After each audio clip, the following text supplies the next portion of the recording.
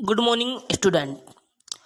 मम दिनचर्या पाठ का नाम है मम दिनचर्या अर्थात मेरी दिनचर्या। घटी का ज्ञानम अर्थात घड़ी का ज्ञान। इसमें कुछ घड़ी का ज्ञान आपको यहाँ पर दिखाया गया है तो आप इसको समझेंगे। मम शब्द में यहाँ पर षष्ठी विभक्ति का एक वचन है। तो बच्चों आइए हम पढ़ते हैं इस पाठ का अर्थ। सभी ध्यानपूर्वक सुनेंगे और समझेंगे। पेज नंबर 6 निकालेंगे अपनी बुक में, सभी ध्यानपूर्वक देखेंगे। बच्चों अब हम इस पाठ में आए हुए कठिन शब्दार्थों को पढ़ेंगे। इसमें आपको संज्ञा पदानी, क्रिया पदानी व अन्य पदानी आपको दिए गए हैं। क्रिया पदानी में क्रियाएं हैं जैसे पढ़ना, लिखना, खाना आदि क्रियाएं होती हैं। इसी तरह से इसमें कुछ क्रियाएं जो आई हुई है पाठ में वो आपको यहाँ पर दी गई है। अन्य पद यानी कोई अन्य जो दूसरे पद हैं वो भी आपको इसमें दिए गए हैं और संज्ञा पदों को इसमें दिया गया है। तो बच्चों ध्यान से देखेंगे। पहला शब्द है व्यवधानम। व्यवधानम मतलब होता है बाधा। व्यवधानम मतलब क्या होता है बेटा? बाधा। मनसी, मनसी यानी मन में। मनसी यानी क्या होता है? मन में। समय तालिका अर्थात समय सूची। समय तालिका मीन्स क्या होता है बेटा? समय सूची। स्वाध्यायम, स्वाध्यायम यानी होता है स्वयं पढ़ना। स्वाध्याय मतलब क्या होता है बेटा? स्वयं पढ़ना। वार्तया, बात से। वार्तया मतलब क्या होता है बेटा? बात से। शिक्षयति, शिक्षयति मतलब सिखाता है। शिक्षयति यानी क्या होता है? सिखाता है। लभस्व, लभस्व यानी प्राप्त करो। लभस्व मतलब क्या होता है बेटा? प्राप्त करो। आगामिनी अर्थात आने वाले। आगामिनी मतलब क्या होता है बेटा? आने वाले। भ्रमणाय, भ्रमणाय, भ्रमणाय मतलब क्या होता है बेटा? घूमने के लिए। भ्रमणाय मतलब घूमने के लिए। त्रही, त्रही मतलब होता है तो। त्रही का अर्थ क्या होता है बेटा? तो। पर्यंतम यानी तक। पर्यंतम यानी क्या होता है? तक। शयनाय, सोने के लिए। शयनाय मतलब क्या होता है बेटा? सोने के लिए। और इसमें विभक्ति कौन सी हो जाएगी बेटा? चतुर्थी विभक्ति। शयनाय में चतुर्थी विभक्ति और भ्रमणाय में भी कौन सी विभक्ति बेटा? चतुर्थी विभक्ति है। आगे देखेंगे बेटा। कदा, कदा मतलब क्या होता है? कब। कदा शब्द का अर्थ क्या होगा बेटा? कब। धन्यवाद है, धन्यवाद मतलब धन्यवाद। धन्यवाद मतलब क्या होता है बेटा? धन्यवाद। तो बच्चों अब हम पाठ को स्टार्ट करते हैं और ध्यानपूर्वक पढ़ेंगे, सभी बुक में देखेंगे। छात्रावास अधीक्षक है अर्थात छात्रावास अधीक्षक, यहाँ शिक्षक जो वहाँ पर रहते हैं उसे कहते हैं हम, यानी हॉस्टल में रहने वाले जो देखने वाले हैं, हॉस्टल को देखने वाले जो होते हैं वो छात्रावास अधीक्षक कहलाते हैं। भो आदित्य, हे आदित्य। भो मीन्स है, आदित्य मीन्स आदित्य नाम है किसी लड़के का। तो हे आदित्य त्व माता दूरभाष यंत्रेण वार्तालापम कर्तुम इच्छति। त्व यानी तुम्हारी, माता यानी माता जी, दूरभाष यंत्रेण यानी टेलीफोन यंत्र से। दूरभाष यंत्रेण मतलब टेलीफोन यंत्र से। वार्तालापम कर्तुम इच्छति यानी वार्तालाप करना चाहती है। तुम्हारी माताजी दूरभाष यंत्र से वार्तालाप करना चाहती है। तो बच्चों यहाँ पर देखेंगे त्व शब्द जो आया है, इस त्व शब्द में षष्ठी विभक्ति का एक वचन है। और यहाँ जो यंत्रेण शब्द है, यंत्रेण शब्द में तृतीय विभक्ति का प्रयोग हुआ है। कर्तुम शब्द में क्री धातु और तुमुन प्रत्यय है। तो बच्चों आगे की लाइन देखेंगे। आदित्य, आदित्य कहता है श्रीमन, श्रीमान। अहम आगच्छामि, मैं आ गया हूँ। श्रीमान मैं आ गया हूँ। अहम यानी मैं, आगच्छामि यानी आ गया हूँ। दूरभाष यंत्र समीपम आगत्य, टेलीफोन यंत्र के पास में आकर के। टेलीफोन यंत्र के पास में आकर के। माता है माता।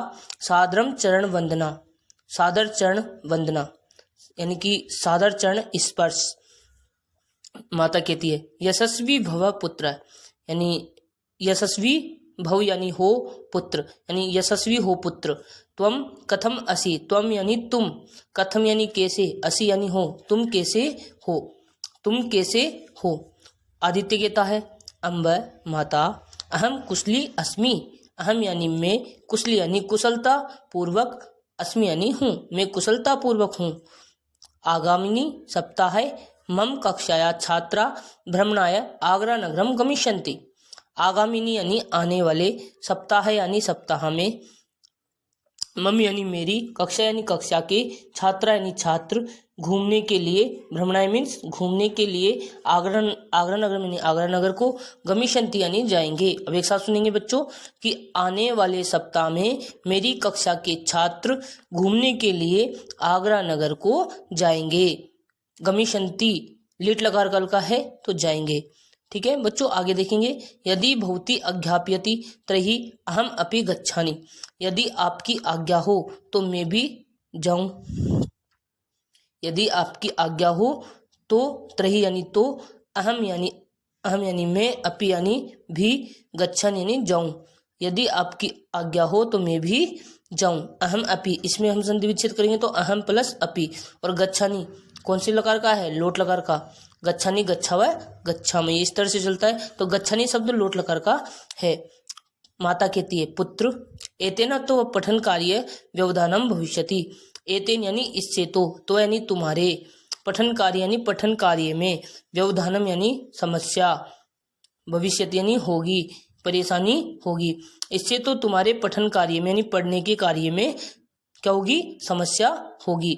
एतेन यानी इससे, तो यानी तुम्हारे, पठन कार्य यानी पढ़ने के कार्य में, व्यवधान यानी कठिनाइयाँ, भविष्यति यानी होगी। इससे तुम्हारे पढ़ने के कार्य में कठिनाइयाँ होगी। आगे देखेंगे बच्चों। छात्रावासे त्वः पठन कार्य सम्यक रूपेण भवति न वा। माता कहती है कि भाई छात्रावास यानी हॉस्टल में या छात्रावास में, त्वः यानी तुम्हारा, पढ़ने का कार्य, पठन कार्य यानी पढ़ने का कार्य, सम्यक यानी ठीक, रूपेण यानी रूप से होता है या नहीं। यानी छात्रावास में तुम्हारे पढ़ने का कार्य ठीक रूप से होता है या नहीं। अस्मिन् विषये मम मनसि संदेह अस्ति। इस विषय में मेरे मन में संदेह है। इस विषय में मेरे मन में संदेह यानी शंका, अस्ति यानी है, अस्मिन् यानी इस, विषय यानी विषय में, सप्तमी विभक्ति है। तो इस विषय में मेरे मन में संदेह है। ये आदित्य कहता है माता है, माता। चिंता मा कुरु, चिंता मत करो, चिंता मत करो। छात्रावासे अस्माकं निश्चिता समय तालिका अस्ति। हॉस्टल में यानी छात्रावास में हमारी निश्चित समय तालिका है। यानी निश्चिता यानी निश्चित, समय तालिका यानी समय तालिका, अस्ति यानी है। हमारे छात्रावास में क्या है? निश्चित समय सूची। समय तालिका को हम समय सूची भी कह सकते हैं। तो समय सूची है, अस्ति यानी है। तो आगे समझिए बच्चों कि छात्रावास में हमारी निश्चित समय सूची है। वयम तदनुसारम कार्यम कुर्मः। हम सब, वयम यानी हम सब, तदनुसारम यानी उसके अनुसार, कार्यम यानी कार्य, कुर्मः यानी करते हैं। हम सब उसके अनुसार कार्य करते हैं। माता कहती है शोभनम, अच्छा, त्वः दिनचर्या का अस्ति। तुम्हारी दिनचर्या कौन सी है? तुम्हारी दिनचर्या कौन सी है? तो बच्चों आपको ये पाठ समझ में आया होगा। अभी हम आगे और देखेंगे, ध्यानपूर्वक देखते रहें बच्चों। अब हम पढ़ेंगे सेकंड पैसेज। इसमें आदित्य कहता है अहम प्रातः पंचवादने उत्तिष्ठामि। अर्थात अहम यानी मैं, अहम यानी मैं, प्रातः यानी सुबह, पंचवादने यानी 5 बजे, उत्तिष्ठामि यानी उठता हूँ। मैं सुबह 5 बजे उठता हूँ। तो पंचवादने बेटा 5 बजे, तो संस्कृत में 5 बजे को हम क्या कहेंगे? पंचवादने। अगर 2 बजे को क्या कहेंगे? द्विवादने। इसी तरह से 1 वादने 1 बजे को, त्रयवादने 3 बजे को, चतुर्वादने 4 बजे को, पंचवादने 5 बजे को। तो बच्चों इसी तरह से वादने शब्द हम लगा देते हैं संख्या के पीछे, तो वो फिक्स टाइम बताता है। तो बच्चों देखेंगे हम, अहम प्रातः पंचवादने उत्तिष्ठामि। मैं सुबह 5 बजे उठता हूँ। सार्धः सप्तवादने विद्यालयं प्रति गच्छामि। 7:30 बजे विद्यालय की ओर, प्रति यानी की ओर, गच्छामि यानी जाता हूँ। सार्ध सप्तवादने यानी 7:30 बजे, यानी 7:30 जिसे हम कहते हैं 7:30, अर्थात 7:30 पर विद्यालय की ओर जाता हूँ। द्विवादन पर्यंतम अध्ययनं कृत्वा अहम छात्रावासम आगच्छामि। 2 बजे तक, द्विवादन यानी होता है 2 बजे, पर्यंतम यानी तक, 2 बजे तक, अध्ययनम यानी अध्ययन, कृत्वा यानी करके, अध्ययन को करके, अहम यानी मैं, छात्रावास यानी हॉस्टल, जिसे हम कह सकते हैं अर्थात छात्रावास। आगच्छामि यानी आता हूँ। 2 बजे तक अध्ययन करके मैं छात्रावास आता हूँ। भोजनम कृत्वा पादोन त्रिवादने विश्रामं करोमि। भोजन करके 2:45 बजे विश्राम करता हूँ। यानी भोजन करके मैं क्या करता हूँ, 3:45 बजे विश्राम करता हूँ। सायं सार्धचतुर्वादने खेलितुम गच्छामि। शाम को, सायं यानी शाम को, सार्धचतुर्वादने यानी 4:30 बजे, 4:30 बजे मतलब 4:30 अर्थात 4:30। सार्ध शब्द के लिए हम 30 शब्द का प्रयोग करते हैं। संस्कृत में 30 को सार्ध कहते हैं। तो सायं यानी शाम को 4:30 बजे खेलने के लिए जाता हूँ। खेलितुम, तुमुन प्रत्यय इसमें खेल धातु है और तुमुन प्रत्यय है, इसलिए खेलने के लिए तुमुन प्रत्यय का हम के लिए के अर्थ में प्रयोग करते हैं। तो खेलितुम, खेल मूल शब्द है और तुमुन प्रत्यय है, तो खेलने के लिए गच्छामि नहीं जाता हूँ। तो शाम को 4:30 बजे खेलने के लिए जाता हूँ। बच्चों आगे देखेंगे। पादोन षड्वादने अहम स्वाध्यायम करोमि। 5:45 बजे, पादोन मतलब 5:45 बजे अर्थात 45 मिनट पर, अर्थात 6:30 बजे। तो 5:45 बजे अहम यानी मैं स्वाध्यायम करोमि अपना अध्ययन करता हूँ। 5:45 बजे मैं अपना अध्ययन करता हूँ। रात्रो 8:00 पर्यंतम लेखनम पठनम च समाप्य भोजनम करोमि। रात्रि को, रात्रो मीन्स रात्रि को 8 बजे तक लेखन और पठन कार्य लेखन और पठन कार्य समाप्त करके, समाप्य यानी समाप्त करके, लेप प्रत्यय है इसमें, सम उपसर्ग है और आप धातु है। सम उपसर्ग आप धातु और लेप प्रत्यय से समाप्य शब्द बना है। तो बच्चों ध्यान से सुनेंगे। समाप्त करके भोजन करता हूँ, यानी रात्रि को 8 बजे तक लेखन और पठन कार्य समाप्त करके भोजन करता हूँ।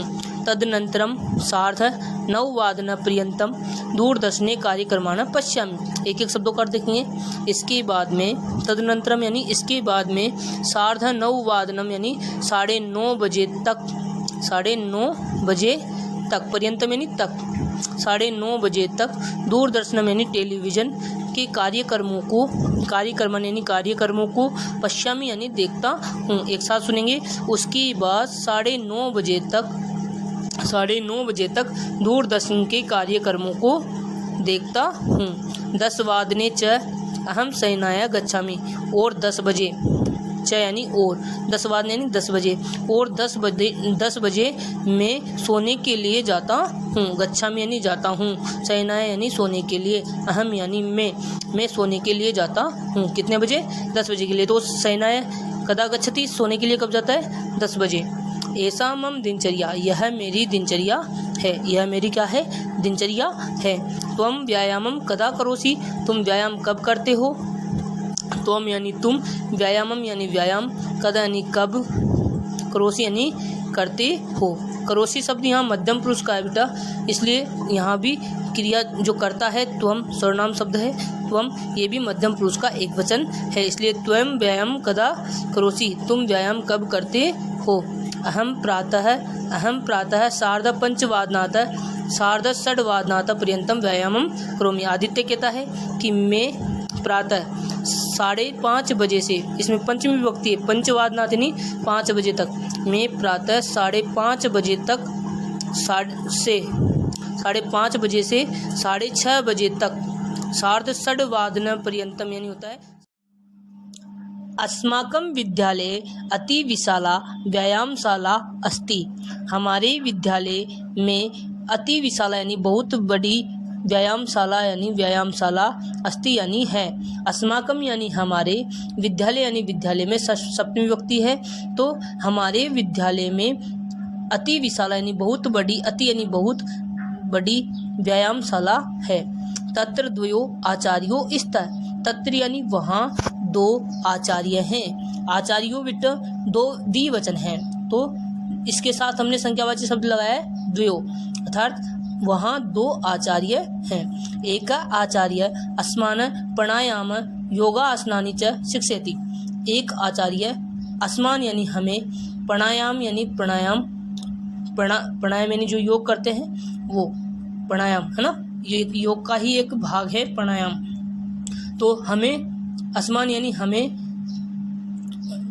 प्राणायाम यानी प्राणायाम और योग आसन सिखाते हैं। तो एक आचार्य हमें प्राणायाम च यानी और योग आसन यानी योगासन शिक्षित यानी सिखाते हैं।